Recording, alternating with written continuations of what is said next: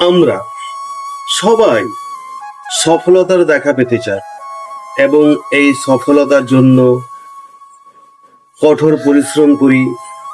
আর পরিশ্রম, ভাগ্য, সঠিক সুযোগের অভাবে অনেক সময় ব্যর্থ হয়ে যায়, মাঝপথে থেমে যায়, হতাশ হয়ে যায়। এমন সময় দরকার মনোবল বৃদ্ধি করার জন্য, উৎসাহ দেওয়ার জন্য সফলতার ক্যাপসুল, মোটিভেশনাল ক্লাস, উক্তি, স্ট্যাটাস, ছন্দ এবং কবিতা। মূলত এই জন্যই আমি শুরু করেছি এই মোটিভেশনাল ক্লাস। ধন্যবাদ।